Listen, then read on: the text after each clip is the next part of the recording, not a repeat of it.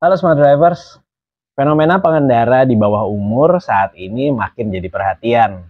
Ya udah nggak jarang sekarang kita lihat ada anak-anak SMP bahkan SD mengendarai sepeda motor di jalan raya. Dan ironisnya bahkan ada yang orang tuanya malah bangga anaknya sudah bisa mengoperasikan kendaraan bermotor. Nah, dalam video ini kita akan membahas risiko-risiko apa aja sih yang bisa terjadi akibat dari pengendara-pengendara di bawah umur ini. Risiko buat mereka dan juga tentunya risiko buat kita.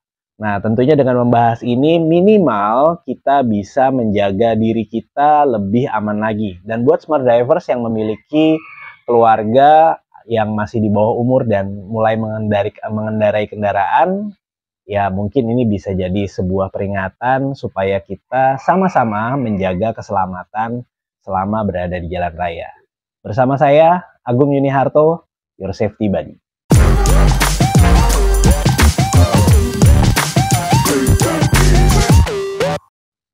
Kalau smart drivers mengulik misalnya masalah psikologi anak, memang sudah banyak penelitian mengenai adanya beberapa faktor yang membuat seorang anak menjadi rentan terhadap kecelakaan kalau mereka diperbolehkan mengendalikan kendaraan bermotor di jalan raya khususnya pada usia yang belum cukup. Yang pertama adalah kematangan kognitif.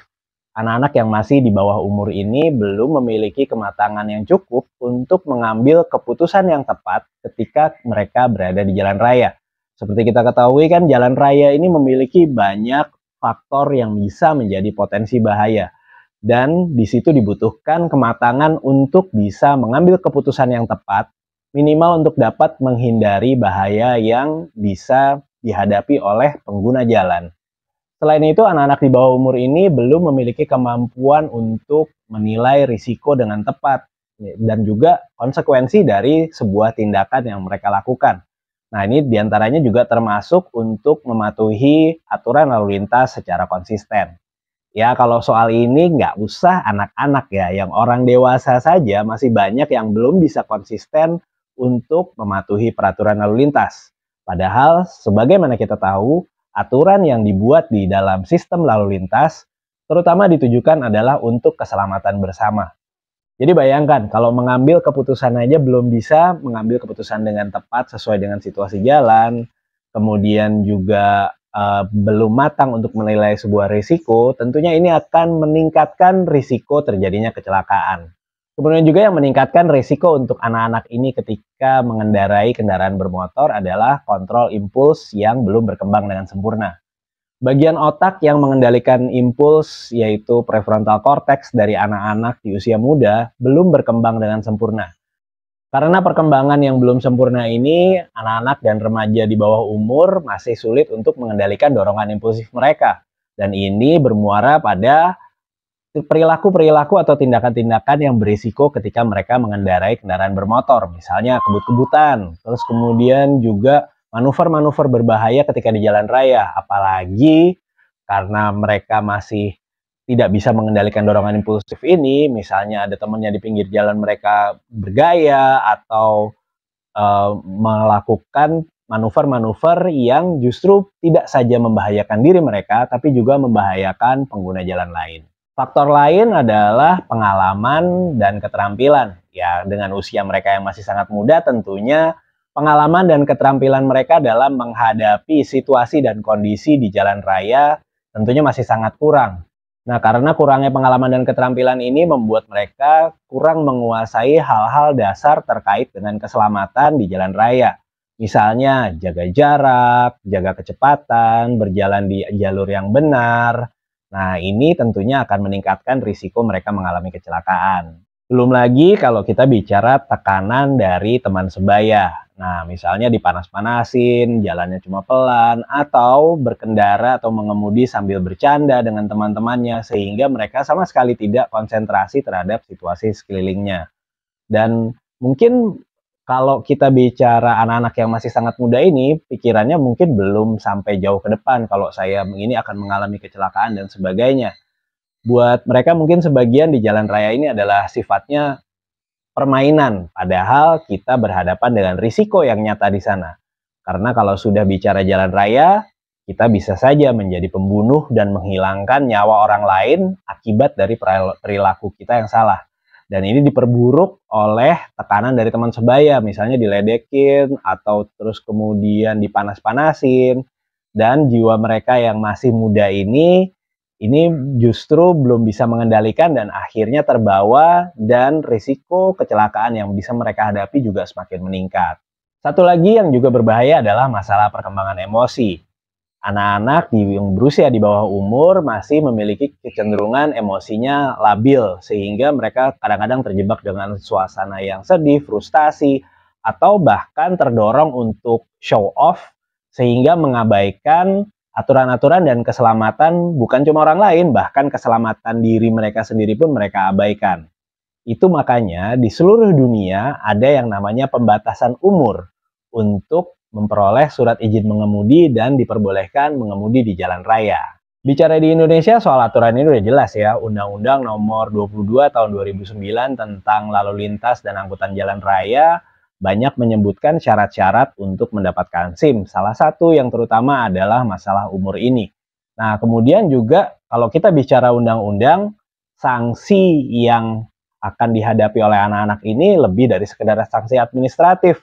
Apalagi kalau kita bicara risiko di jalan raya, kalau misalnya terjadi kecelakaan terus menyebabkan orang luka berat atau bahkan fatality atau meninggal dunia, ini kita bicara sanksi pidana. Bicara soal sanksi pidana ini bukan hal yang bisa kita bawa main-main pastinya. Karena meskipun di bawah umur tetap aja akan ada sanksi pidana walaupun khusus untuk anak-anak. Ya makanya kan di Indonesia ada yang namanya penjara anak. Nah itu juga salah satunya yang perlu kita pertimbangkan kalau misalnya kita masih bangga dengan anak kita udah bisa bawa motor sendiri atau bawa mobil sendiri. Karena kebanggaan ini bisa jadi malah menjadi bumerang, karena kalau kita bicara risikonya terlalu tinggi dibanding dengan apa yang kita dapat. Dan jangan salah, orang tua pun masih bisa kena. Dalam aturan dan undang-undang kita memang nggak ada yang berbicara bahwa kalau anaknya mengalami kecelakaan dan masuk ke pasal pidana, orang tuanya bisa dihukum. Tapi orang tua tetap bisa dituntut secara perdata, minimal untuk menggantikan kerugian. Nah, jadi kalau kita bicara bangga dengan anak kita yang sudah bisa mengendalikan kendaraan, udah bisa naik motor ke jalan raya, tapi ingat, risiko yang bisa kita tanggung itu jauh lebih tinggi daripada sekedar kebanggaan yang kita punya, atau sekedar kepraktisan karena nggak perlu nganter anak lagi. Itu tadi kalau kita bicara faktor psikologi dan juga faktor sanksi pidana atau sanksi hukum terkait dengan pengendara di bawah umur. Nah, masalahnya kan kita nggak bisa mengontrol semua orang tua untuk mematuhi bahwa anak di bawah umur tidak boleh diizinkan untuk menggunakan kendaraan bermotor di jalan raya. Lalu bagaimana sikap kita? Yang pertama, sebagai pengemudi defensif, kalau kita melihat ada orang atau anak di bawah umur yang sedang mengendalikan entah itu sepeda motor atau mobil, itu harus kita masukkan sebagai sebuah potensi bahaya. Jangan rileks, jangan santai. Apalagi kalau mereka bergerombol. Karena kalau anak-anak ini sudah bergerombol, mereka bercanda, kita ada di jalur yang benar, justru kita bisa terlibat kecelakaan. Karena itu kalau kita lagi nyetir atau kita lagi bawa motor, terus kita melihat rombongan anak-anak yang juga sedang naik motor, karena kita bukan petugas kepolisian, tentunya nggak bisa kita berhentikan terus kita tilang. Yang bisa kita lakukan adalah menghindar dengan menjaga jarak, kalau ada kesempatan segera dahului dan kita tinggalkan sejauh mungkin.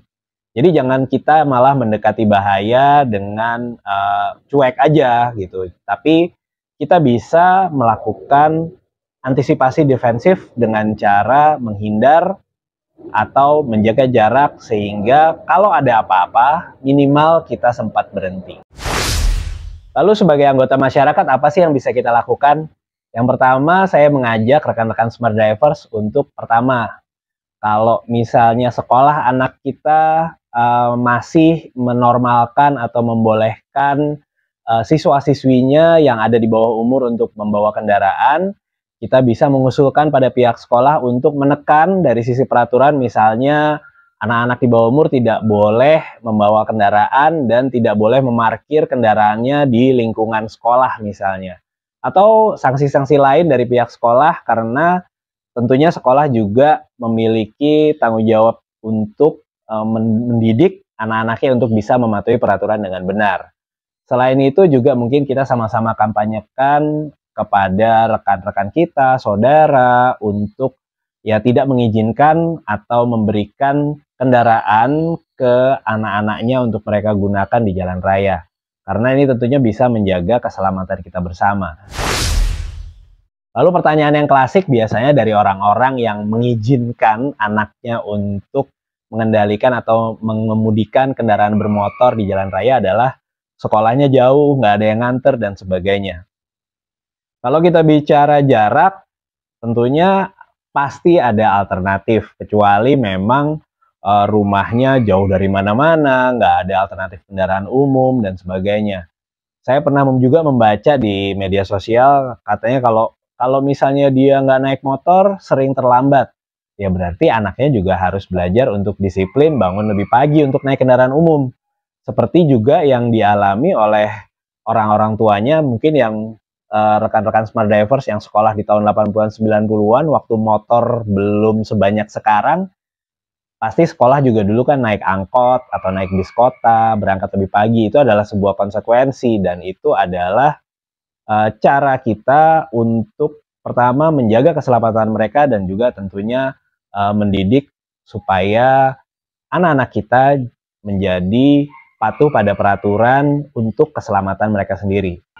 Atau juga kendaraan alternatif seperti sepeda misalnya. Bukan sepeda listrik ya, sepeda listrik juga hitungannya kendaraan bermotor. Apa motornya? Ya motor listrik, karena kendaraan bermotor itu kan bukan cuma motor bensin. Karena kalau kita ngomong sepeda listrik ya sama aja dengan mengizinkan mereka mengendarai sepeda motor.